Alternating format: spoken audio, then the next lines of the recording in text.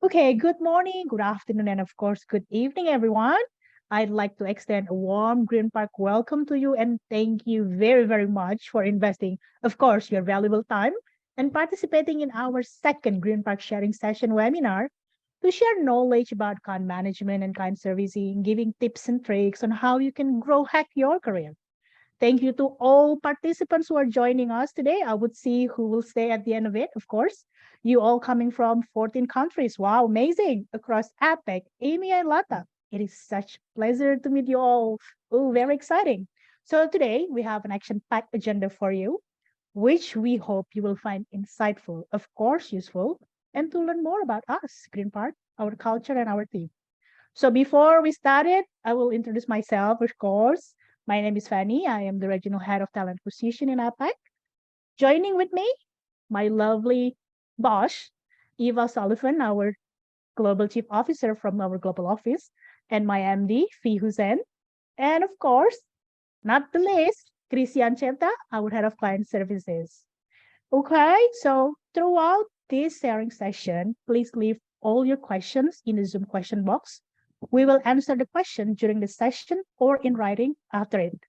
Do stay with us at the end of the session as we will announcing the winner of our lucky draw, which is an hour mentoring session with our MD, as well as the Campaign Asia Pacific Mentor of the Year, and of course, our head of client services, Christian Cheta. The floor is yours, Eva. Thank you, Fanny. What an intro. I'm even more excited myself now. Again, thanks so much to everyone for attending today. As Fanny said, my name is Aoife and I am the Chief People Officer at Greenpark. I'm going to be taking you through a bit of a whirlwind kind of whistle-stop tour of work and life at Greenpark and why all of us Green Parkers absolutely love working here. So I'll be chatting us through where in the world you'll find us, a little bit about who we are, who we work with, what makes us unique, and I'll be showing you some employee testimonials too, just in case you don't believe everything I've told you. So without further ado, let me start with where in the world you'll find us. So you may already know that we are a global agency, but you may not understand maybe just how global we are. It's safe to say that we are very well distributed across the planet. We're based across three core regions, that's EMEA, APAC, Asia Pacific, and Latin America. We have overall 6 regional offices. Our HQ is in London, but we also have offices in South Africa, New York, Brazil, Singapore, and Indonesia. And it doesn't quite stop there because we know, that amazing talent knows no borders. We also have people based in Philippines, like everywhere. Let me try and remember: Netherlands, India, Mexico, Argentina, Myanmar, Malaysia. It goes on. So it goes without saying then that because we're so distributed and because we understand the importance of being able to access great talent everywhere, we operate both a hybrid and a remote working model. So in the countries, for example, where we have registered offices, so those are London, Sao Paulo, Indonesia, and hopefully very soon the Philippines, people come to the office 2 to 3 times per week and work remotely for the remainder. And those, of course, outside of those countries work fully remotely.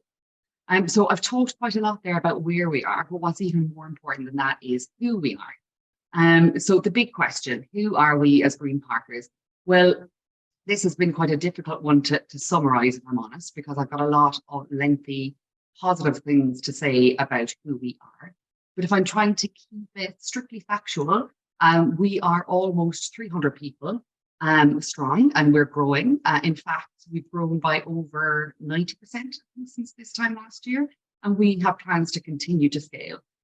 In addition to this, we are made up of 20 plus different nationalities based across over 16 countries. Also, and we're so proud of this fact, unlike many other businesses and specifically agencies within our industry, we are 75% female, and our global leadership team is made up of 54% female members, which is really, really something that we're very much proud of. Another fact about us is together we collectively speak over 20 languages, which, as you can imagine, comes in quite handy. And to be honest with you, we're made up of so many different people of various ethnicities, from different cultures, religions, of varying gender identities. And it's this that makes us so proud and grateful, because it's this acceptance of diversity and difference in all its forms that gives us truly our superpowers and that makes us the collaborative, super talented agency that we are today. And really, I could go on and on and on about who we are, but I'd also like to take you through some other things about us. So on to a brief overview of who we work with, apart from each other, of course. We work with some amazing and super exciting clients. Of course, as someone working in HR, I don't quite benefit from this perk, but the majority of our Green Parkers absolutely do. So you'll see here some of the brands that we work with globally.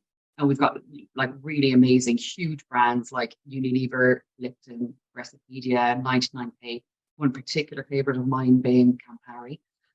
But jokes aside, though, working at Greenpark gives you enviable opportunity to work with some of the world's most exciting brands.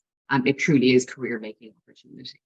So as you'll see, Greenparkers are quite lucky and also very busy bunch working with some of these brands. But let me tell you then just a little bit more about what makes Greenpark unique. Again, this is a difficult one to summarize, but I will try. And you'll get plenty of opportunity to ask us more about our culture and what makes us unique later. But apart from our global remit and the really cool brands that we work with, a very important note or point to note, I should say, about Greenpark is that we are truly people-centric. So we know that we are absolutely nothing without our amazing, talented people, both the people we have already with us and the people we want to or will meet or yet to meet and entice to join us in the future. And I think what really exemplifies this is actually our people strategy for 2023, which centers around 3 core elements. And those are find them, grow them, and keep them. So that's finding great talent, growing great talent, and importantly, keeping great talent. So the 2 most kind of important elements, I suppose, for our current employees is firstly the grow them pillar. So that's all about our mission to create a space where people come to learn and flourish in their careers. Essentially, we develop our people and in doing so, ensure the development of Green. And then secondly, the keep them pillar, which is all about creating an environment that makes top talent not want to leave. So creating a workplace that considers not only an individual's career path and development, but considers the whole person and their needs, a place where people feel part of a community with aligned purpose and values. And we do this in so many different ways, which are hard to sum up in this setting. But for example, we have along the grow them, the development, we have regular global knowledge shares with our internal global experts, just to ensure that we're constantly learning and growing from within and with each other. We do biannual training needs analysis to understand our people's training needs on both an individual and a collective level. We've also, now this is very HR of me, but we've also introduced a new and actually for the first time enjoyable means of appraising our people that's automated and snappy and somewhat painless in comparison to other means of appraising. And we also, and this is the big one for us, we acknowledge that the talent that we have when we have it, and we fast track our people's career progression. So for example, I know this January in EMEA alone, 20% of our people were promoted internally, which is really fantastic. On another note, then we center our benefits and our perks around 3 core areas, and those are employee well-being, work-life balance, and growth. And on that note, excitingly, we have plans to introduce a remote working from abroad policy in the near future to allow people to work remotely from abroad for a number of weeks per year, visiting other offices if they wish. So watch that space. Exciting coming up. And lastly, and very importantly, and what makes our culture great is that we listen to our people. And by this, I mean, we listen to what our people have to say, good, bad, and indifferent. We have quite a non-hierarchical structure in which we encourage our people to give us their feedback and get involved in our decision making. So by this, I don't just mean some boring, regular engagement surveys and so on. We actually actively involve people in big decisions and projects. So for example, most recently, we've been trying to discover or unearth, if you like, our core company values. And instead of, restricting these decisions to our senior leaders, our first port of call was to consult our people and ask them what they thought our values were. So this is just one example of how we listen and how we collaborate. And to be honest with you, I could go on, but there aren't enough hours in the day. And I also need to let Chrissy and Fee speak. But if after everything I've said, you don't believe me and how great we are and what makes us unique, the next few slides here are testimonials from our people. These testimonials were taken quite recently. We didn't bribe anybody, I swear. But you'll see, you'll hear from our people here from across the globe, some reasons why they love, working with us. I think a particular one there that I really like is that I've learned to believe in myself, take the offer. So that's from one of our SEO leads in South Africa, Denise, which is really lovely. And yeah, you'll see some further examples here. I feel more respected as a new and a professional. That's just really, really lovely. And a lot of mention about diversity, which is always great. And if you have any more questions on people and culture and work life at Greenpark, again, you'll have an opportunity to ask later on. But without further ado, let me hand over to our Queen of Client Services APAC, Chrissy, who's going to help us bust some myths on client service. Okay, thank you, Aoife. So hello, everyone. I'm very pleased to have you all with us and super, super appreciative of your interest in learning about client servicing as well as Greenpark. So before we start, I'd like to somehow introduce myself a little more, right? I'm Chrissy Ancheta. I'm based in Manila and I head the client servicing team for Greenpark across Asia Pacific. So I don't want to give my age away, but I have close to 20 years of experience in client servicing within the advertising and marketing communications industry. So I started my career in your usual big multinational ad agency. So I started out in J. Walter Thompson, and I entered the company as an entry-level account executive. And in J. Walter Thompson, this was where I really developed and honed my fundamental skills in client servicing.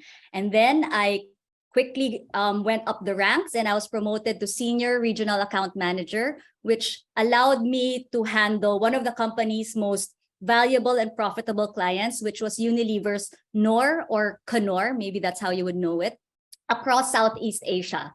And because of that, I was able to gain regional experience and the opportunity to grow the brand and have and execute integrated campaigns across several markets simultaneously.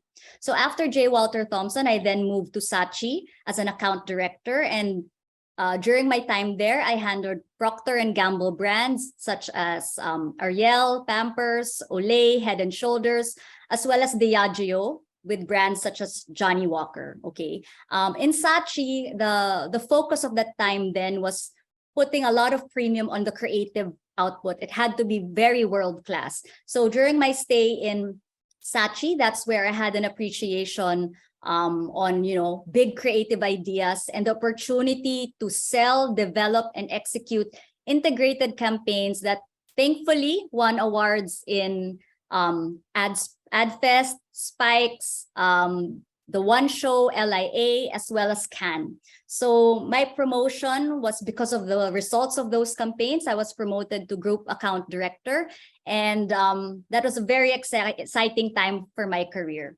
And then after my stint with the big multinational agencies, I decided to challenge myself, upskill myself, and I wanted to see if I had what it took to join a startup digital company.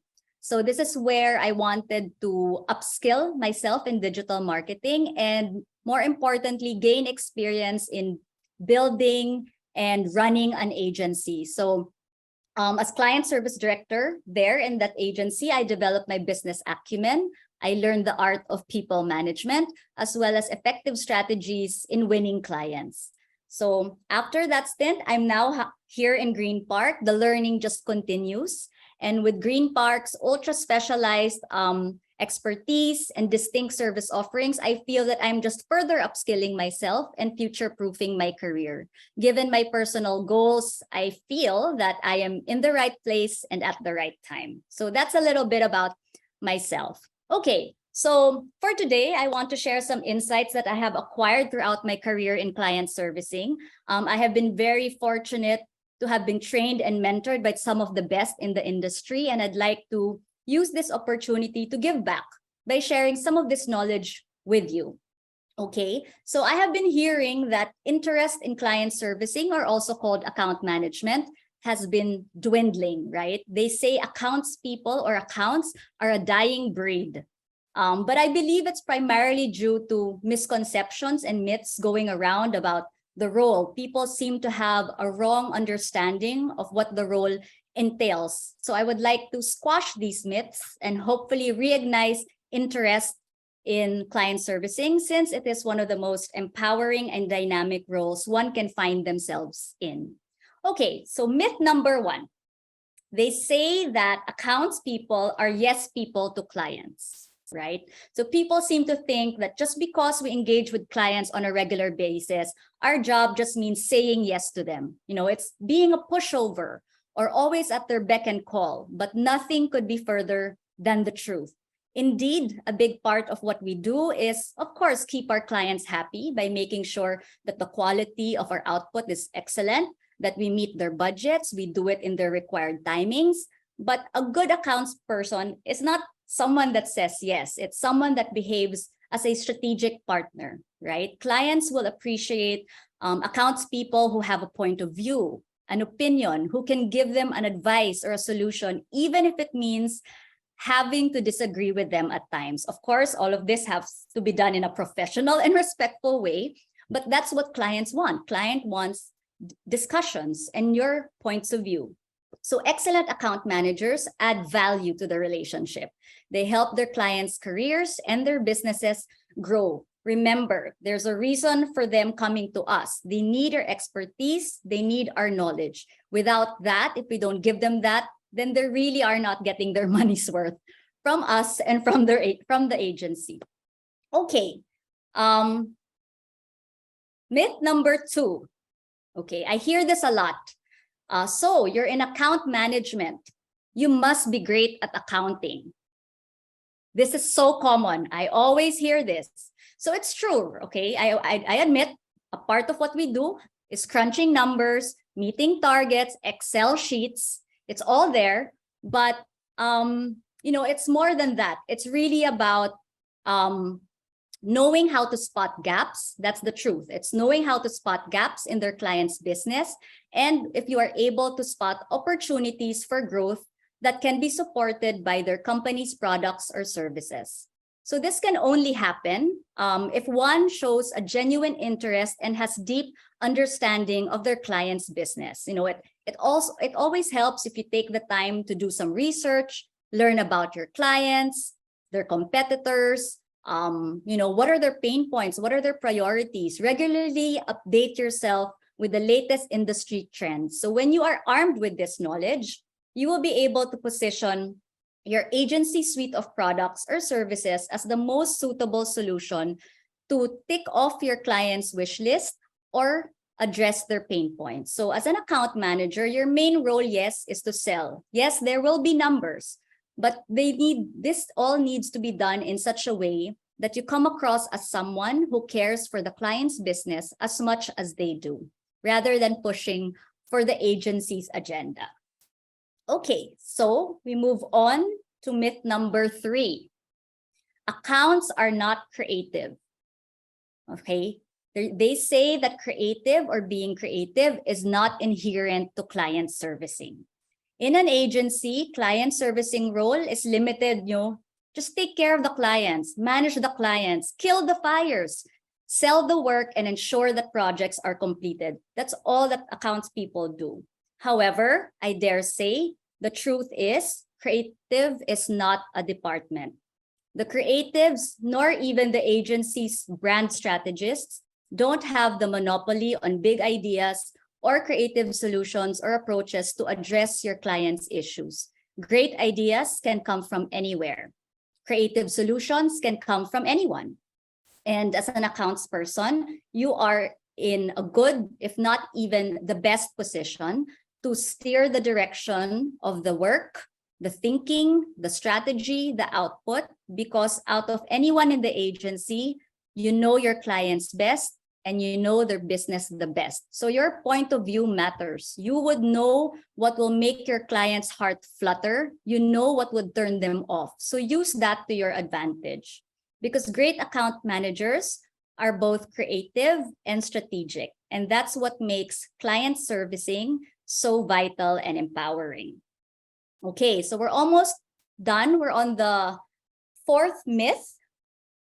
And this is interesting. They say that account managers must talk a lot. That's all we do. Blah, blah, blah, talk with client. This is partly true. This is partly true. For an account manager to be able to build and nurture client relationships, they must be comfortable with engaging and conversing with their clients on a regular basis. It requires constant dialogue, check-ins, conversations, but it's not just talking. What's also as important is active listening. That's truth number 4. Active listening, if some of you are not aware, is a soft skill that involves paying full attention and redirecting one's focus to the other and genuinely listening to them with no interruptions and no judgments, okay? It entails asking questions, it entails verbal affirmations, it's the act of truly listening. But what's also as important is being mindful of what your clients are not saying. Sometimes that's even more important. Read their body language, their facial expression, their tone of voice, because basically, in short, it's really about reading between the lines, right? So the act of active listening, it shows clients that you are interested in them and that you are as passionate as they are in their business. And clients love that. They want to work with people who are passionate, who are curious, who know that the account managers care about their business as much as they do. And this ultimately builds rapport between you and your client and eventually trust. And if there's just one thing you need to take away from this section of mine, it's this: an accounts person who doesn't have the trust and respect of their client is worthless. So that is the end goal. You work towards trust, you work towards gaining their respect, and rest assured, you will be seen as an indispensable strategic partner to them. Last but not the least, myth number 5. Client servicing is the same in any agency. Okay, this is far from the truth. So if you do decide to pursue a career in client servicing, choose an agency that, truth number 5, doesn't perpetuate any of the myths that I just shared with you, right? Look for an agency or a company that busts these myths and has leaders who empower and encourage their accounts to be very proactive. And that's how it is in Greenpark. We acknowledge the critical role of client servicing and the success of the company, and we make sure we motivate, we encourage, and train our accounts team to become strategic and creative partners to our clients. So to close, client servicing has never been more important. We are not a dying breed. The reality is, an account manager is a well sought after role in companies, but of course you have to put in the work to be an excellent one. In an environment where client-agency relations are ever more precarious, with clients shifting agencies as often and as easy as browsing the internet, building relationships that are deeper, stronger, and more trust-based is needed more than ever. Account managers are needed more than ever. So client servicing is really a career that is worth pursuing, and we hope that what I've shared just sparks that interest in you. So that's it for my part. I now turn you over to Fee for her to share her journey in her client service career. Thank you, Chrissy. Oh my God, it's like everything that you just said. Super true. And client services are a tough job and it's a crucial role. And I hope that our participants here today find it insightful. And to her point, that really hit me was when she said accounts is not creative. So not true, because when I'm going to share with you my background a little bit, and to prove that point, that as an account lead or as an account person, you do need to be creative and strategic. So I'm going to share a little bit about my career and how I got started, how I got into client services, and how this was constant throughout my career, even though client services or account management isn't typically the title that I've had. And so I'll start with what I've studied. And this is a lot. This is a lot of young people ask me this question. When they get started, they don't know if what they studied is what they're going to end up doing. I'll give you an example. I graduated at the top of my class in computer science, and I've had an internship with Microsoft and ended up being a programmer with them. 1 year down the road, I find myself not really happy or fulfilled with the job, and realized later on that my passion was something else. So I was given a brief from my boss to design a website, and I jumped right on it. And I found myself loving it and enjoying it, not knowing how to use any design softwares. I use Microsoft Paint. And so I decided to then leave Microsoft and pursue my passion, which is creative. That was my background. I decided to go back to school to study and develop my skill sets in creative and advertising space. And I enrolled in communication design in LaSalle as a second-year student. Since I already had a diploma, so I got to skip the first year. And the first assignment that was given to me was to design, as part of the school assignment, packaging design bottle for Coca-Cola. And this was a nationwide competition that over 500 people had taken part in. And the winning design will be produced as a limited edition for a period of time. So I was armed with Microsoft Paint and no skill whatsoever to use Photoshop or Illustrator. I think at that time it was called freehand. But I was determined, and I was like, okay, I have to prove that I'm meant to be doing this. Mostly to prove to my late dad that he thought I was making a wrong decision. And he was like, yeah, I'm not going to pay for school since I've already done that. So you're on your own. So I was like, sure, I was determined. I submitted the design, not expecting to win, but at least to get, good scores for it. And then I got a phone call from Coca-Cola saying that, hey, my design has been selected and they're printing limited edition design of it. So I knew that, like that call was the call that sort of like made me realize, okay, this is what I'm meant to be doing, and sort of prove my that wrong. And he was so proud, and he went to 7-Eleven and bought cartons and cartons of it. And then he said, okay, I'll pay for his school fees. But I decided, to pay it on my own. And to do that, I need to get freelance work. And so that's when my journey with client services truly began.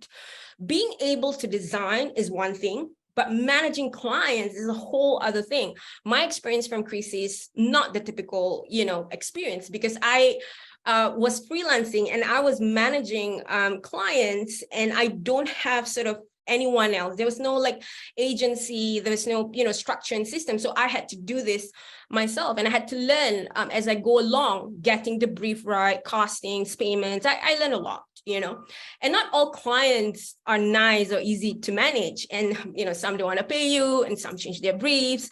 And I learned quickly how to make sure that you have a system to ensure that I can work well and still, while juggling my schoolwork. And I realized one thing, it's all about relationship. The better the relationship you have with your clients, the easier the works get. And this is true throughout my whole career. And most of my good friends and best friends used to be my clients. And then, of course, I then got a few jobs here and there, wherever, in terms of creative and marketing space. And that I gained experience, wanted to further my studies. So I studied communication and media management. And I see myself as a creative strategist.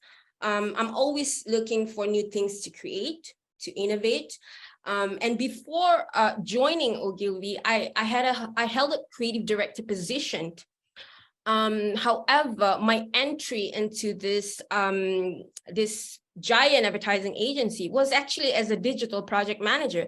I don't see this as a step down in rank, by the way. I saw it as, okay, here's my opportunity, go in and see how I can, move my way. And that's what I've always done. A few months into my role, I was doing way more than just my title. I was involved in everything. I loved every minute of it. I was in my early 20s, and I was just focused on making it in the industry. So I took on every opportunity that I got. I asserted myself into getting involved in creative work, creative projects, working closely with the PR team, the social team. And the good thing was that my hard work didn't go unnoticed. So the president of Ogilvy PR saw my efforts and invited me to be part of the team. And this opportunity had further opened up new doors for me to be the new creative engagement director. So there was no role for this. It was something that I saw an opportunity, there was a gap, and I sold the idea to all the stakeholders. And so I built a new integrated activation unit, which consists of PR, social, media, digital production. And again, this was all in my early 20s. And managing my own division means that I need to secure businesses, which means I need to be client facing. So I'm meeting clients, I'm selling them ideas, which was not easy, of course, because then you have to manage a team, you have to manage the clients. And I always see challenges a way for you to learn and be better. And when you are outside of your comfort zone, that's when you grow as a person, professionally and personally. So overcoming all of those things, the challenges, the people doubting you, everything, people who's been there for so long, who's been running things the way they run. And then here this little, this girl who's like ideas, I want to do this, I want to do that. Not easy, definitely. And then of course, when you believe in something and the words or the action is louder than the words, hence all the awards, right? The fruit of your labor. So I think then I've sort of like proven, okay, this is how we can do it. And then people listen to you and like trust you. Okay, so it makes sense. So great, well done. So this is, something that worked. Similarly, when I started at Greenpark, I would say 5 years ago, my role was as an account director. Hang on, let me see. Okay, there you go. My role was again to set up the office in Singapore and to grow the regional business with our core service offerings. And back then it was SEO driven content. But with my creative background, I saw the opportunity to create new service offerings with creative and social to amplify the content that we are already doing. But first, I need to sell this to clients. I have to have a constant flow of business with clients wanting, needing this, the demand itself. And so we got in and we got 1 client, 2 client, 3 client wanting creative and social. And back then we only had 1 art director and about 20 people in APAC. This was, I would say 6 years ago. Today, we have about 50 creative production team, including social media, and around 130 people sitting across APAC in total. I'm totally, and again, I'm so proud that we are embracing diversity. I think Aoife mentioned earlier, and majority of our leaders are female. So that's really nice to have that we really care about diversity and inclusivity. It's all about having a vision and putting a plan in place and making things happen. And Aoife also mentioned earlier at Greenpark that you're able to fast track your career. Well, here you go. You can see a very good example here. I was client facing throughout, my whole role here, from content director to creative and brand strategy director. I see myself as a client's partner, helping them navigate their challenges. And recently I was promoted to be the new MD this year, which is also very much client facing. It is so great to have good opportunity to make a difference and have a purpose and to choose who you want to work with, clients as well. So last year we've gotten the UN to be able to work with the UN, where we work with them for 2 campaigns in sustainability as part of our Greenpark for Good initiatives. And so again, here's the thing. Many new opportunities and roles don't come with a how-to manual. I mean, great that, Chrissy shared earlier what are all the, the tools and her mentorship. And if you go through that route where you started as an account executive and you go your way route out, or my way of, because there's so many different ways to be a really good client services person. It's great if they do, but it's okay to not know how to do a particular job. Dive right in, test the waters as you power through. It is not about waiting till opportunities are handed to you. Reality is sometimes they aren't. So sometimes you need to figure it out. That's how innovation happens. And so when you face with even the slightest glimpse of opportunity, rise to the occasion, seize it, navigate the project, new role, learn everything you can, believe in yourself, even when others doubt you. And trust me, you'll get better and better at the job. So I'll end with this. If the opportunity doesn't knock, build a door. Thank you. Absolutely amazing. Dee. Thank you for that. What a story.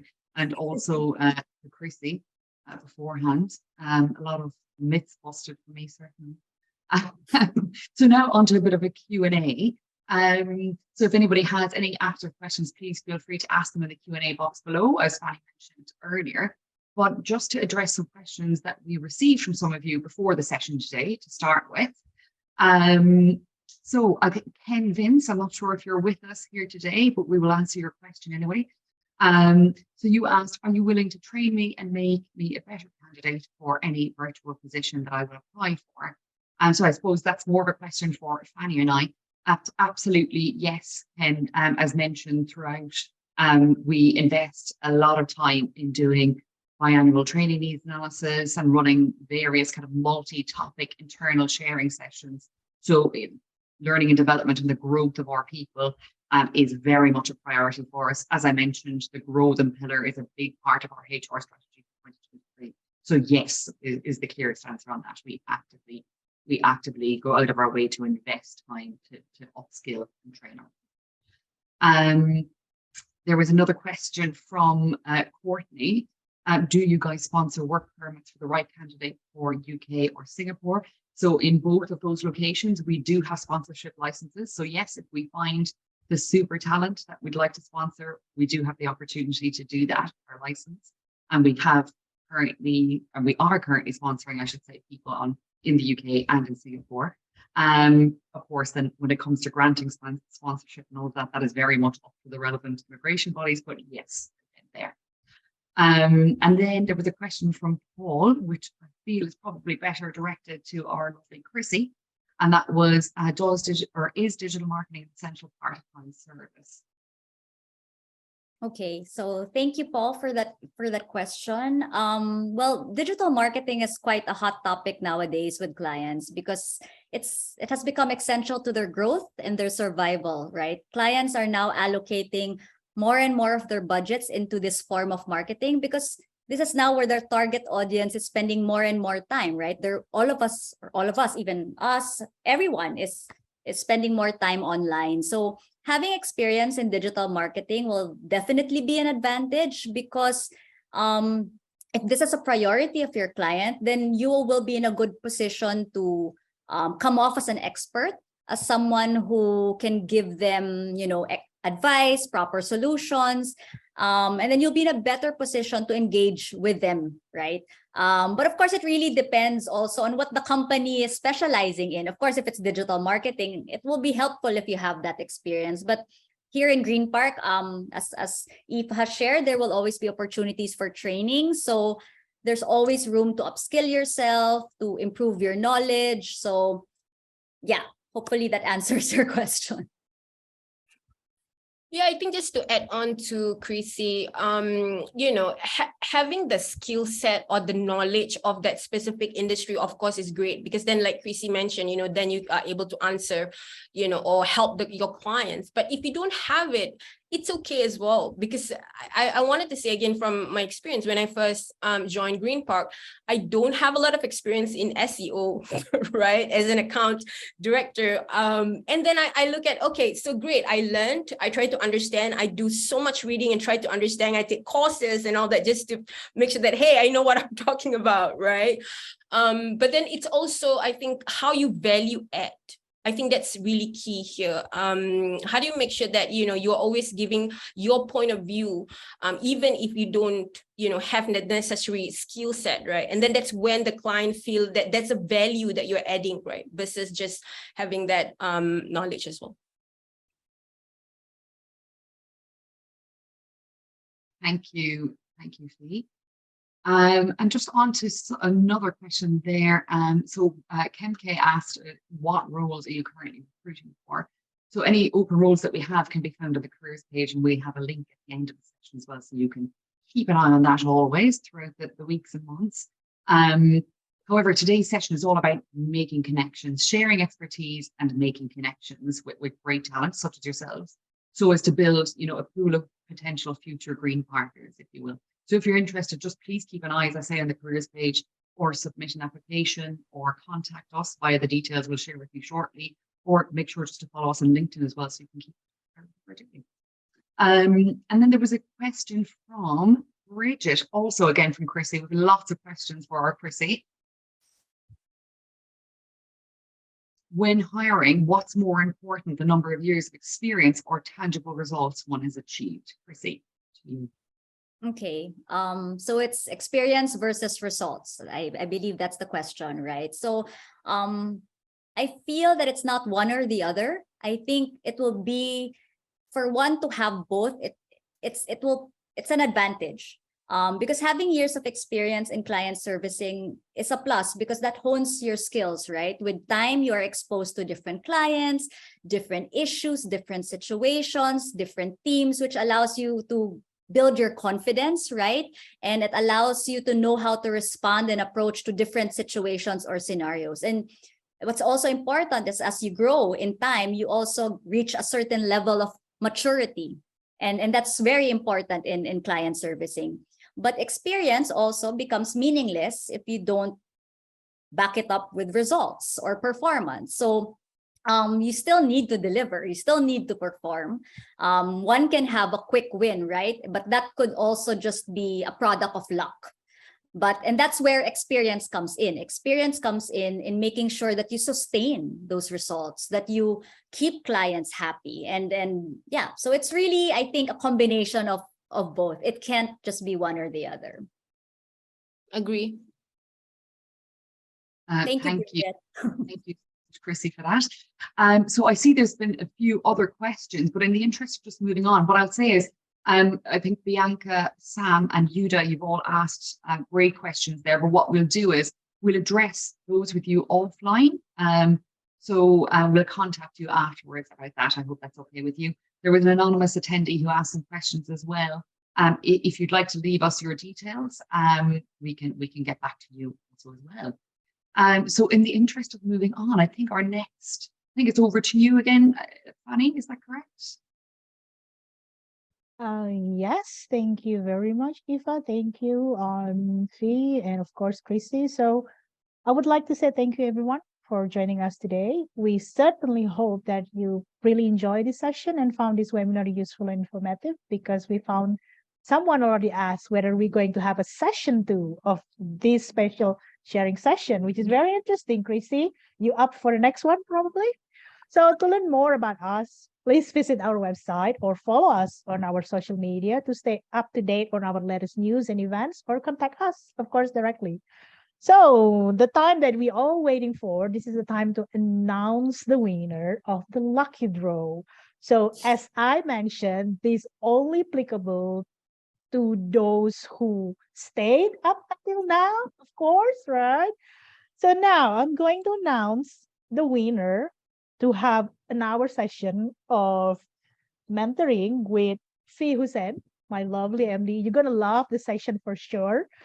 It's going to be Paulo Nicolas from Philippines. If you're already here and still here, congratulations. You will have 1 hour session with my MD, our MD, and then we will reach out to you after this.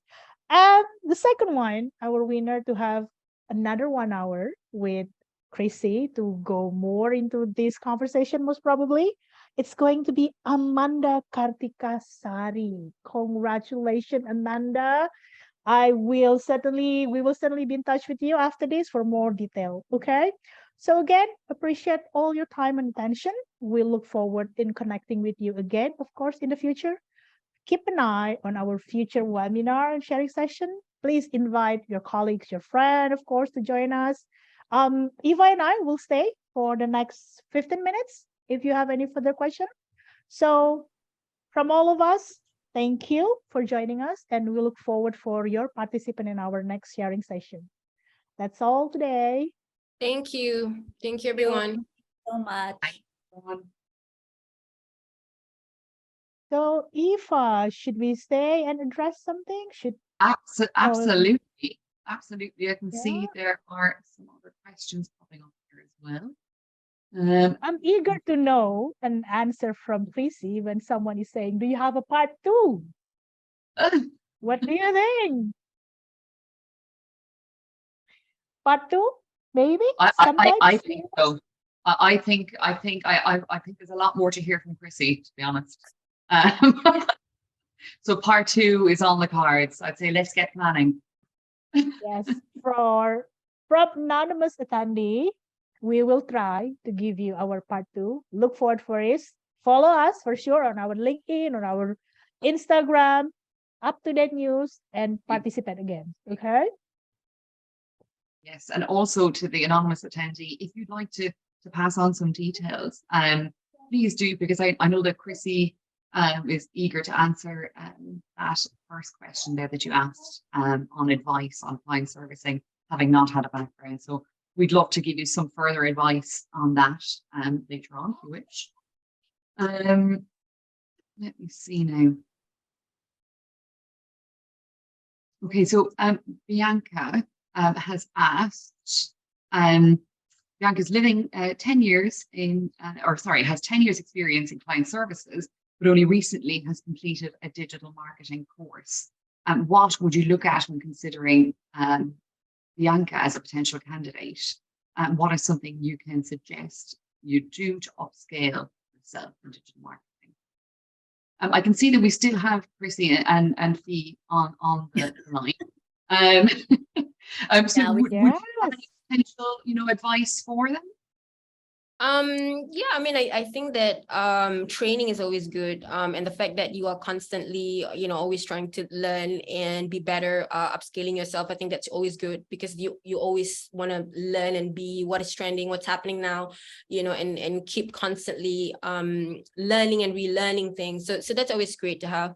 I think that when you have a lot of experience already dealing with clients, your CV should already be able to, let your potential employees know that, okay, this person is right for the specific role who require somebody managing clients, even though, but I think it's good because you've already had completed a digital marketing course, right? So I think when we look at CVs, the next step is, yes, you check all the box in terms of experience, in terms of what experience you don't have, but potentially, right, could be a good thing. Then that's when the interview process comes in, because then you interview them, and you have a chat with you, or and that's when you actually figure out, because I think when I specifically, I don't know about Chrissy, but when I specifically interview people, the experience, what Chrissy mentioned, once is one thing, but having the right attitude, having the right personality, and having the drive, like you want to learn, you want to figure out, even if you're not sure. I think those are qualities that we can always explore. You don't have to necessarily just have all the experience. So that's what I would say, is to get on to the next level, constantly go and get for that interview, because then you can communicate that with the potential employees, employers, to say that, oh, okay, so this person may not have the experience, but have all the right skill sets and the right attributes, right, to do this job. Thank you. I think that's a great answer. I hope Bianca loved the answer and get something out of it, of course. Anything else, Eva, that we would like to address? So there's a question from Sam, who I'm hoping is still in with us here. The question was, if there are Greenpark employees in a specific country or city, is there the opportunity to be able to create team meetings, events to meet from time to time if working remotely? So you can see all the heads nodding, Sam, hopefully, if you're here with us. Yes, very much. Yes, we are a very probably overly social bunch. So we take any opportunity to socialize and have team events, to bond. We've done many events virtually. We've arranged events in person. So yes.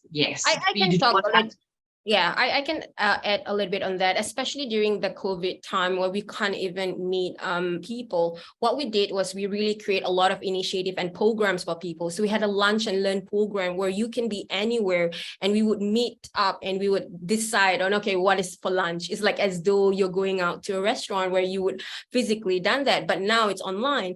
And so it creates that, that sort of culture that people are still able to meet in different, different region and have lunch together. And whether you're in Indonesia, Philippines, Singapore, Malaysia, and we have that on a regular basis, lunch and learn, where you have lunch and you do sharing, you get to talk to people, you learn new things. We also have different programs like Fit O'Clock, where, again, we're trying to encourage people to get fit, to be, to take care of their wellness and all that. So we have different challenges every month where people from, again, all of the places could take part.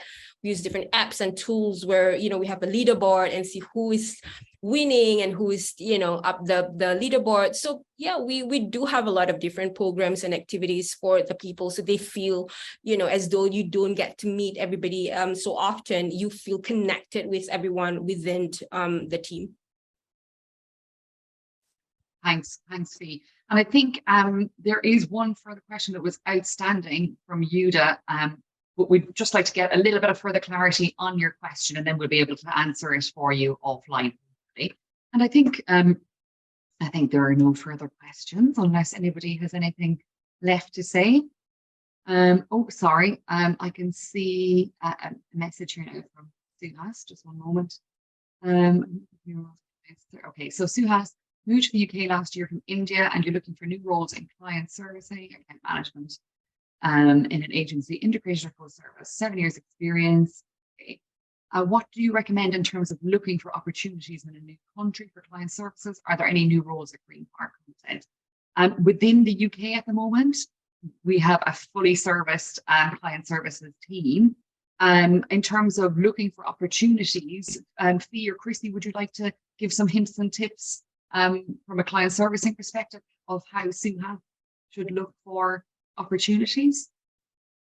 And then the other element of what Suha has to say is, does it make sense to take a step back and look for junior roles and get familiar with the process and then progress to higher up the ranks? I mean, that was what I did, right? If you hear my story, when I joined Ogilvy, I was younger back then, but I was already, I was already a creative director at that point. And I decided that because I wanted to work with a big organization, I don't see that as a step down. It's just your mindset and how you see that, right? So I went in and I was like, okay, this is the role that was given to me. I'm going to move my way and navigate and make sure that people see my value there. And that's how you navigate, right? Because I think sometimes it's not clear cut in a sense that, okay, if I want to get into this role and there's no opportunities right now, what are the other ways that you can go in? And so that was what I did in Ogilvy. I went in with a lower rank job as a project manager, and then end up leading a team, a unit. You know what I mean? So it's just how the mindset, how you want to see, if you want to work in an industry, you want to try. It's a mindset thing. Don't think that it's a step down, but it's more of, it's an opportunity, a stepping stone into trying something new. Thank you very much for that. And I think this kind of just about wraps up the webinar. Thank you so much to everybody. Please, maybe we can go back to a slide on the contact us there, or the talk to us at greenpark.digital. Please scan that QR code, make a note of that email, and please reach out to us directly with your applications or any further questions. And as we said, we'll get back to you on anything that's unanswered. Or you can also drop me on LinkedIn, and you can also read all of my articles on how I sort of, help give you a different perspective, give you, a different point of view. And if you want to reach out to me personally, you can drop me a note on LinkedIn as well, and we can have a conversation there. Yeah, absolutely. Reach out to me. Sharing your secret, Fee? I thought you said you have a secret. Oh, you cannot share because it's secret. And that would only goes to our lucky draw winner for sure. One lucky person will get all the secret from Fee Hussein. All of the tricks of the trade. We're going to have to sit in on that session. Okay, well, thank you very much, everybody. Thank you so much, guys. Thank you. Bye.